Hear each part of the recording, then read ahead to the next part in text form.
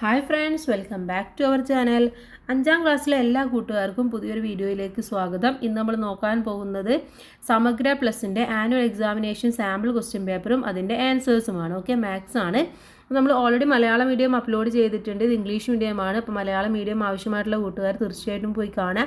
Just പ്ലേലിസ്റ്റിൽ കയറി കഴിഞ്ഞാൽ class 5 annual exam 2025 എന്ന് കാണാം. അതിൽ മാത്സ് എന്ന് കൊടുത്തിട്ട് ഒരു വീഡിയോ ഉണ്ടായിരിക്കും. അതാണ് നിങ്ങൾ പോയി കാണേണ്ടത്. നമുക്ക് എന്തൊക്കെയാണ് ക്വസ്റ്റ്യൻസ് വന്നിട്ടുള്ളത് എന്ന് നോക്കാം. ഓക്കെ, നിങ്ങൾക്ക് ആവശ്യമായിട്ടുള്ള ഇൻസ്ട്രക്ഷൻസ് ഒക്കെ തന്നിട്ടുണ്ട്. ഒന്നാമത്തെ ആക്ടിവിറ്റിയിലേക്ക് കിടക്കാം.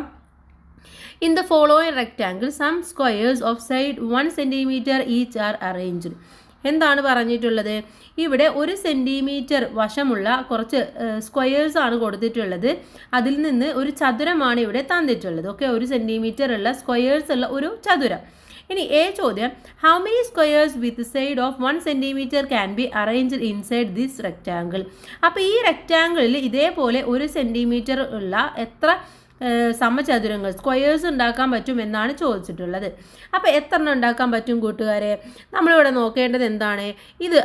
ഇതിങ്ങനെ താഴേക്ക് ഉണ്ടാക്കുകയാണെന്ന് വിചാരിക്കുക. ഓക്കെ, അപ്പോൾ ഇവിടെ ഒരെണ്ണം വന്നു, ഇവിടെ ഒരെണ്ണം വന്നു, ഇവിടെ വരും അല്ലേ? അടുത്തത് ഇവിടെ വരും, അടുത്തത് ഇവിടെയും വരും. അപ്പോൾ 1 2 3 4 എന്നിങ്ങനെ വരും. ഇനി ഇങ്ങോട്ടോ, ഇവിടെ ഒരെണ്ണം ഉണ്ടാക്കാം, ഇവിടെ ഒരെണ്ണം ഉണ്ടാക്കാം, ഇവിടെ ഉണ്ടാക്കാം, ഇവിടെ ഉണ്ടാക്കാം. അപ്പോൾ ഇതിങ്ങനെ വരച്ചു കഴിഞ്ഞാൽ 1 2 3 4 5 എണ്ണം ഉണ്ടാക്കാം. അപ്പോൾ നമുക്ക് എങ്ങനെ മനസ്സിലാക്കാൻ പറ്റും? 4 × 5 എത്രയാണോ എന്ന് നോക്കിയാൽ മതി.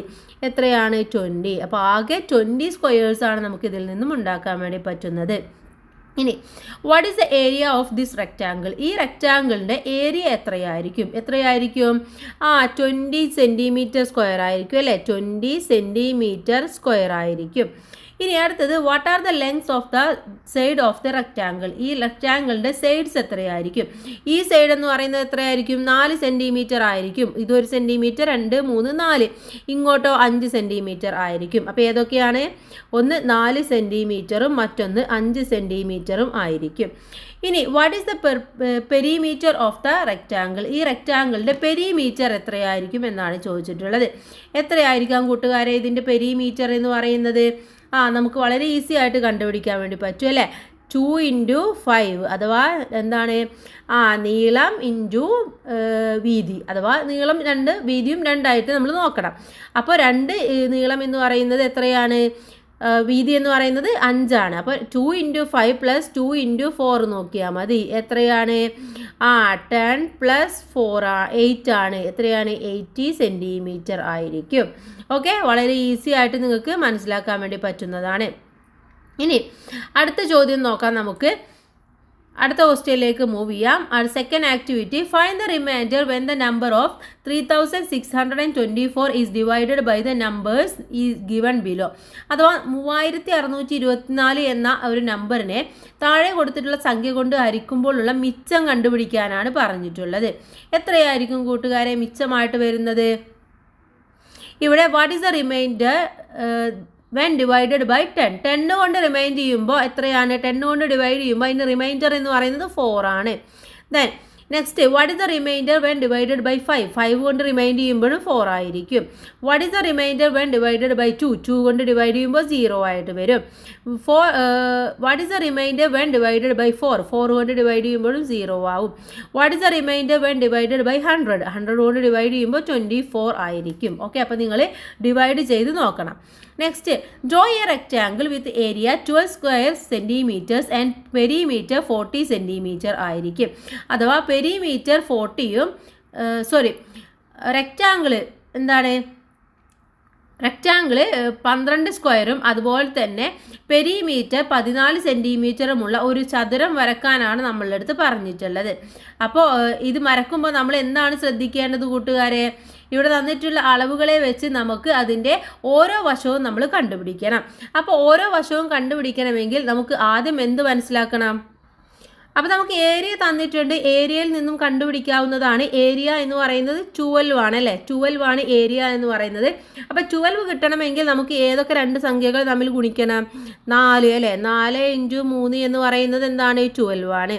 അപ്പോൾ ഇതിൻ്റെ ലെങ്ത് എന്ന് പറയുന്നത് എത്രയായിരിക്കും? ലെങ്ത് എന്ന് പറയുന്നത് 4 ആയിരിക്കും. ഹൈറ്റ് എന്ന് പറയുന്നത് 3 ആയിരിക്കും. ഇനി ഇത് കറക്റ്റ് ആണോ എന്ന് നോക്കണമെങ്കിൽ നമുക്ക് എന്ത് നോക്കിയാൽ മതി? ഇതിൻ്റെ പെരിമീറ്റർ എന്ന് പറയുന്നത് 40 ആണ്. അപ്പോൾ 40 ഡിവൈഡഡ് ബൈ 2 നോക്കിയാൽ മതി. എത്രയാണ്? 7. ഈ 7 എന്ന് പറയുന്നത് രണ്ട് വശങ്ങൾ, രണ്ട് സൈഡ്സിൻ്റെ ഈക്വൽ ആയിരിക്കും. അഥവാ 4 + 3 എന്ന് പറയുന്നത് ആയിരിക്കണം ഈ പെരിമീറ്ററിൻ്റെ തുക എന്ന് പറയുന്നത് 7. അപ്പോൾ കറക്റ്റായിട്ട് കിട്ടി. അപ്പോൾ നമ്മൾ വരക്കുമ്പോൾ ഇവിടെ 4 സെൻറ്റിമീറ്റർ എടുക്കുക, ഇങ്ങോട്ട് 3 സെൻറ്റിമീറ്റർ എടുത്തിട്ട് വരക്കുക. ഇവിടെ 4 ആയിരിക്കും, ഇവിടെ 3 ആയിരിക്കും. ഇതേ രൂപത്തിലാണ് നിങ്ങൾ വരച്ചു കൊടുക്കേണ്ടത്. ഇനി അടുത്തത് ആക്ടിവിറ്റി നമ്പർ 4 ആണ്.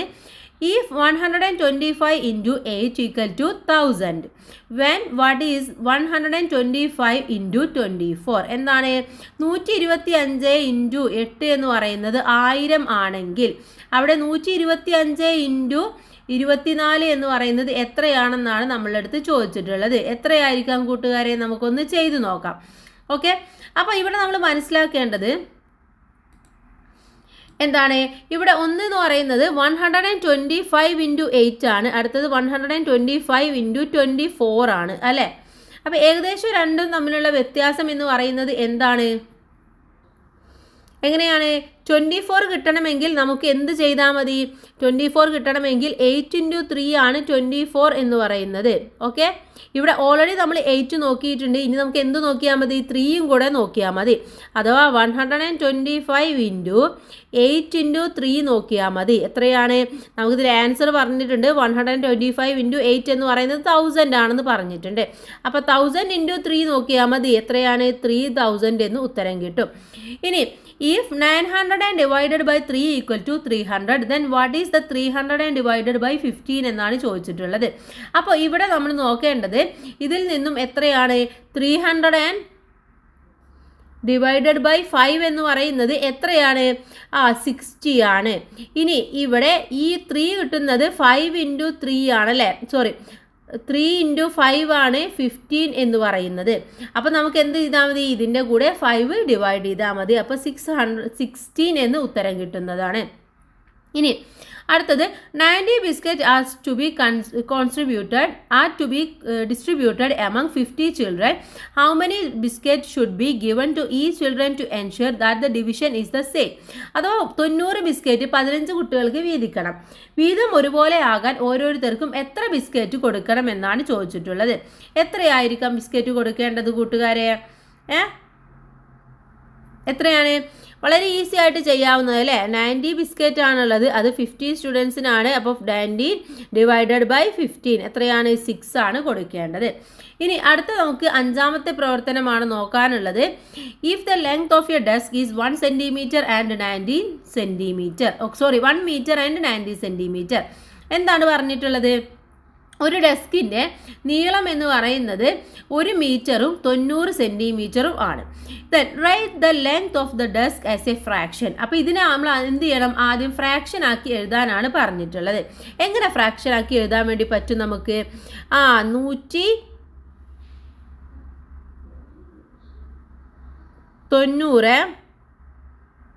ഡിവൈഡഡ് ബൈ 100 എന്ന് എഴുതാൻ വേണ്ടി പറ്റും. 190 എന്ന് പറയുന്നത് 1 മീറ്റർ എന്ന് പറയുന്നത് നമുക്കറിയാം 100 ആണല്ലേ? 100 സെൻറ്റിമീറ്റർ ആണ്. അപ്പോൾ അതിൻ്റെ കൂടെ നമ്മൾ 90 കൂടെ കൂട്ടുകയാണ് വേണ്ടത്. അപ്പോൾ 190 സെൻറ്റിമീറ്റർ എന്ന് കിട്ടും. അപ്പോൾ ഇങ്ങനെ നമുക്ക് എഴുതാം. Write the length of the desk in metres. ഇതിൽ മീറ്ററിൽ എഴുതാനാണ് പറഞ്ഞിട്ടുള്ളത്. മീറ്ററിൽ എഴുതുമ്പോൾ വളരെ ഈസിയാണ്. എങ്ങനെ എഴുതാൻ വേണ്ടി പറ്റും നമുക്ക്? 1.90 മീറ്റർ എന്ന് നമുക്ക് എഴുതാം. 90 മീറ്റർ എന്ന് എഴുതാം. Write the length of the desk in centimetre. ഇത് സെൻറ്റിമീറ്ററിൽ എഴുതുമ്പോൾ 190 സെൻറ്റിമീറ്റർ എന്നും എഴുതാം. വളരെ ഈസി ആയിട്ടുള്ള ക്വസ്റ്റ്യൻ ആണ്. ഒന്ന് മാത്രം മനസ്സിലാക്കേണ്ടുള്ളൂ. 1 മീറ്റർ ഈക്വൽ ടു 100 എന്ന് മാത്രം മനസ്സിലാക്കിയാൽ മതി. നെക്സ്റ്റ് വൺ 6th ആക്ടിവിറ്റി ആണ്. Some numbers are mixing in the lines where the factors of the numbers is written.